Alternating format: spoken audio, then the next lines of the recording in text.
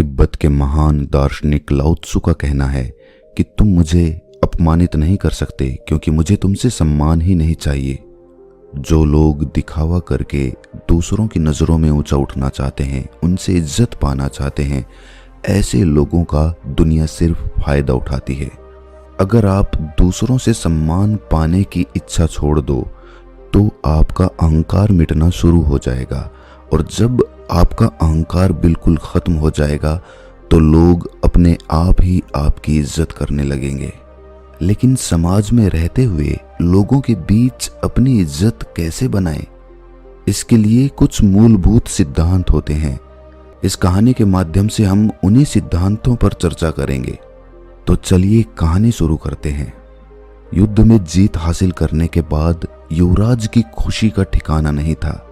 उसके पिता यानी कि उस राज्य के राजा, जो हमेशा अपने बेटे को निकम्मा और नकारा समझते थे, आज उसके रणकौशल का जरूर बखान करेंगे।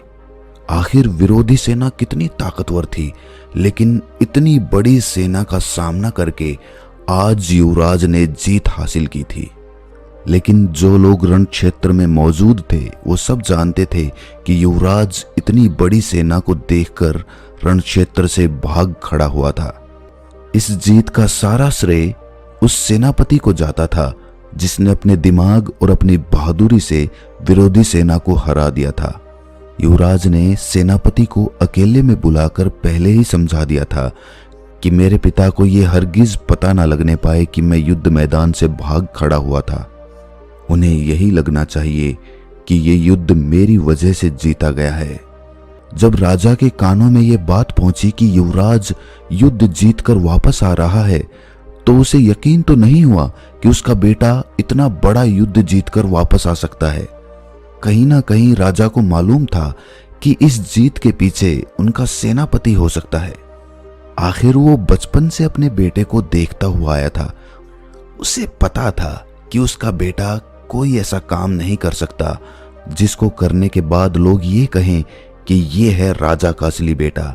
उसे अपना बेटा नकारा और निकम्मा लगता था। लेकिन जब सेनापति ने राजा को बताया कि ये युद्ध वो युवराज की वजह से ही जीते हैं, तो राजा को विश्वास तो नहीं हुआ, लेकिन फिर भी उसने अपने बेटे की पीठ थपथपाते हुए कहा कि मुझे आज पहली बार गर्व महसूस हो रहा है कि तुम मेरे बेटे हो। युवराज ये सुनकर बहुत खुश हो गया। अब उसका राजगद्दी पर बैठने का इरादा जल्दी ही पूरा हो जाएगा, क्योंकि उसने युद्ध जीतकर सबको साबित कर दिया है कि वो राजगद्दी पर बैठने का अधिकारी बन चुका है। रात के समय शयन कक्ष में सोते हुए जब युवराज अपने भविष्य के सपने देख रहा था, तब राजा ने अपने पास अपने सेनापति को बुलाया और अपने सेनापति से पूछा कि तुम मुझे सच सच बताना, क्या आज का युद्ध सचमुच में हम युवराज की वजह से जीते हैं या फिर वो झूठ बोल रहा है? मुझे सब सच सुनना है। सेनापति राजा का वफादार था, इसीलिए वो चाहकर भी राजा से झूठ नहीं बोल सकता था। उसने सब कुछ सच सच बता दिया कि किस तरह युवराज युद्ध के मैदान को छोड़कर वहां से भाग खड़ा हुआ था। राजा को यह सुनकर बहुत दुख हुआ।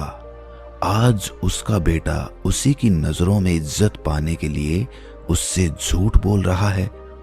राजा ने अपने सेनापति के साथ एक योजना बनाई। उस योजना के तहत वो अपने बेटे को सबक सिखाना चाहते थे। वो युवराज को समझाना चाहते थे कि इज्जत झूठ बोलकर नहीं कमाई जा सकती।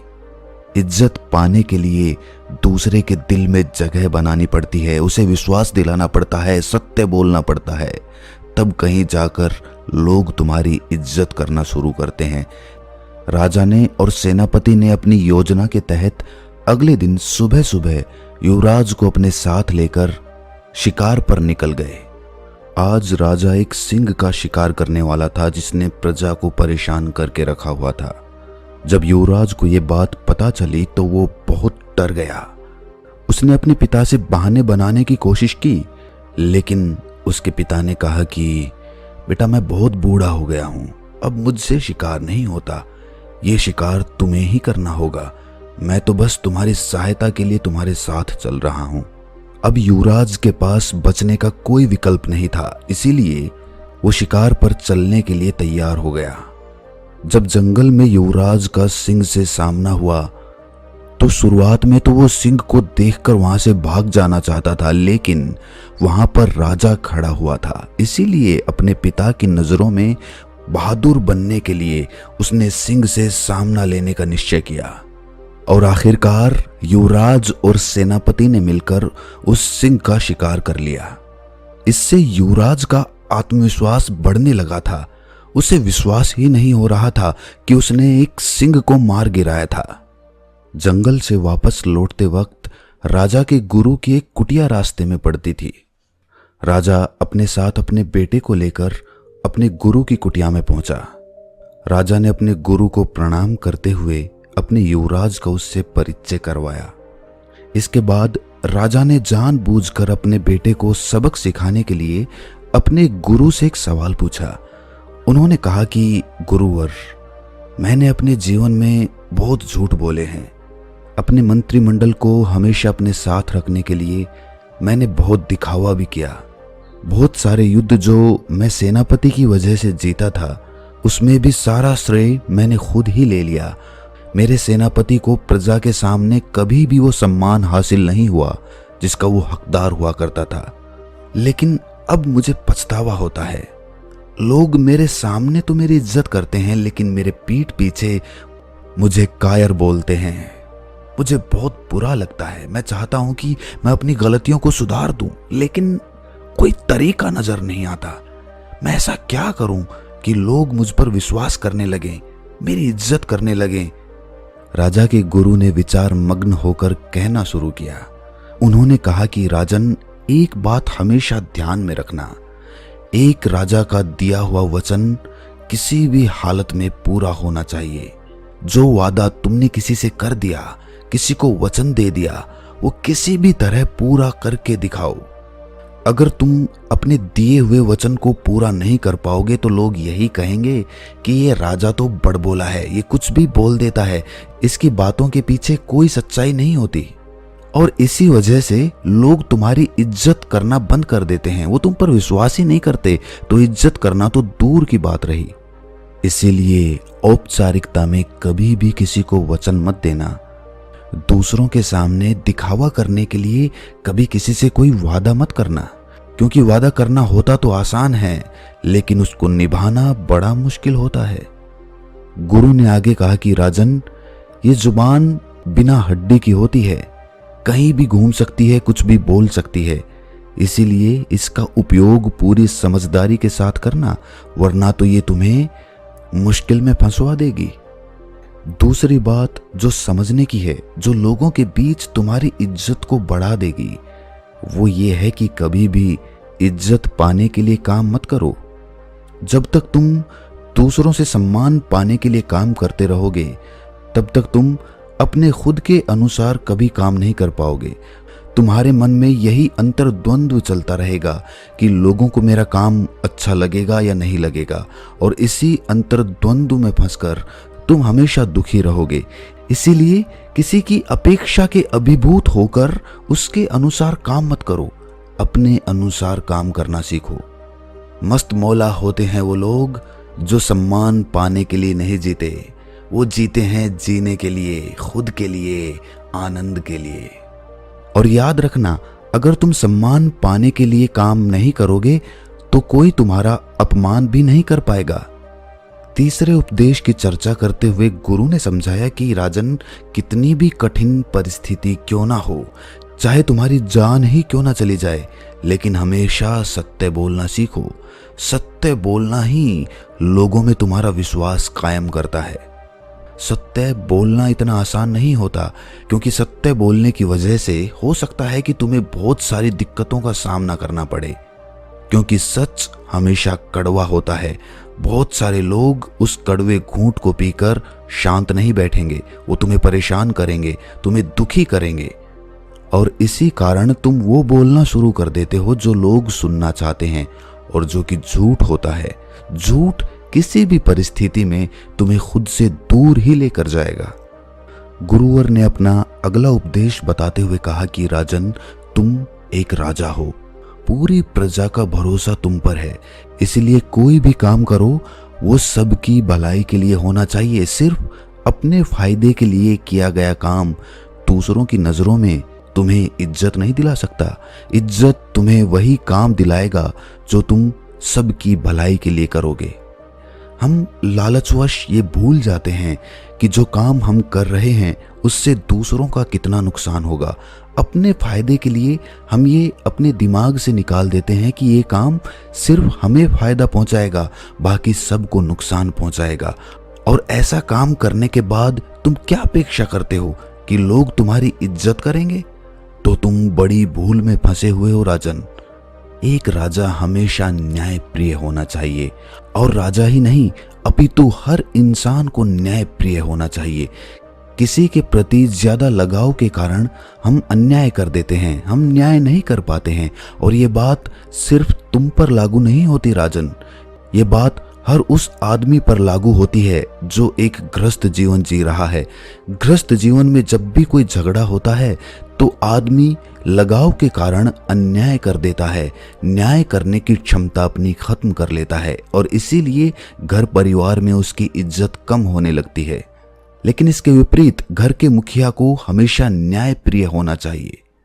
अपने 5वें उपदेश को बताते हुए गुरु ने कहा कि राजन, ये उपदेश बड़े ध्यान से सुनना, क्योंकि एक राजा को हमेशा सामाजिक होना चाहिए। उसे पता होना चाहिए कि उसके राज्य में क्या कुछ चल रहा है, इसीलिए उसे कभी कभी वेश बदलकर अपने राज्य का दौरा करना चाहिए। और उसी प्रकार जो भी आदमी समाज में रहता है उसे भी सामाजिक होना चाहिए। लोगों के बीच उठना बैठना चाहिए, लोगों की समस्याएं सुननी चाहिए। उसे पता होना चाहिए कि उसके आसपास, उसके समाज में क्या कुछ घटित हो रहा है। इससे समाज पर तुम्हारी पकड़ मजबूत होती जाती है और लोगों के बीच तुम्हारा रुतबा बनने लगता है। और राजन, समाज में हमेशा मीठी वाणी में बात करनी चाहिए, चाहे तुम्हें गुस्सा ही क्यों ना आ रहा हो, लेकिन अपनी वाणी हमेशा मीठी और मन को मोहने वाली बनाकर रखना, क्योंकि वाणी ही वो हथियार होती है जो लोगों को हमारे पास खींच कर लेकर आती है। जो लोग इस बात को समझ लेते हैं, अपने जीवन में उतार लेते हैं, वो हर एक व्यक्ति के दिल में अपनी जगह बना लेते हैं। बात चाहे कड़वी ही क्यों ना हो, लेकिन अगर वो सही अंदाज से कही गई हो तो वो बात भी सामने वाले को इतनी नहीं चुभती जितना कि सच चुभ जाता है जो सामने वाले को दुखी करने के लिए कड़वी जुबान से बोला जाता है।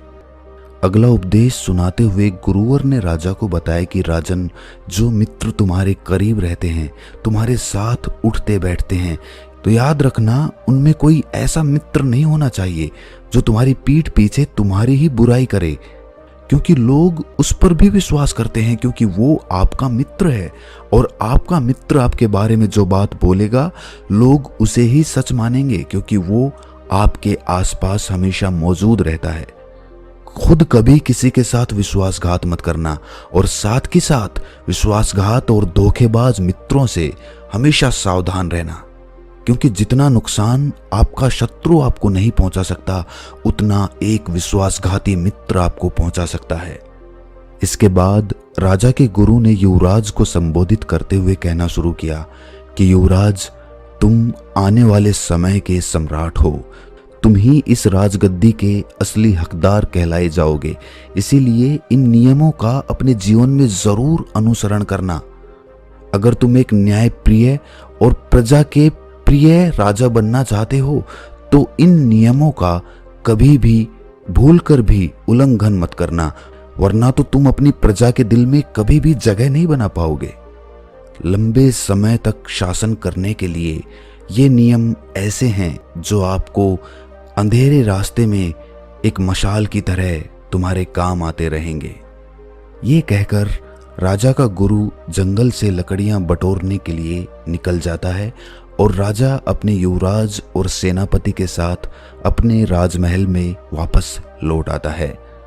रात भर युवराज उन बातों पर विचार करता रहा और अगले दिन सुबह सुबह अपने पिता के पास जाकर उसने सारी सच्चाई बता दी कि किस तरह वो युद्ध के मैदान से भाग खड़ा हुआ था और सेनापति की वजह से वो ये युद्ध जीत पाए। राजा को अपने बेटे के मुख से ये सच्चाई सुनकर बेहद प्रसन्नता हुई। उसे लगने लगा कि अब इसमें राजा के गुण उत्पन्न होना शुरू हो चुके हैं और इसी के साथ पिता और बेटा एक दूसरे के गले से लिपट जाते हैं। तो दोस्तों, कैसी लगी ये कहानी आपको कमेंट सेक्शन में ज़रूर बताना, और अच्छी लगी हो तो इस चैनल को सब्सक्राइब करके नोटिफिकेशन बेल को ज़रूर प्रेस कर देना। तो मिलते हैं अगली कहानी में, तब तक के लिए अपना ख्याल रखें।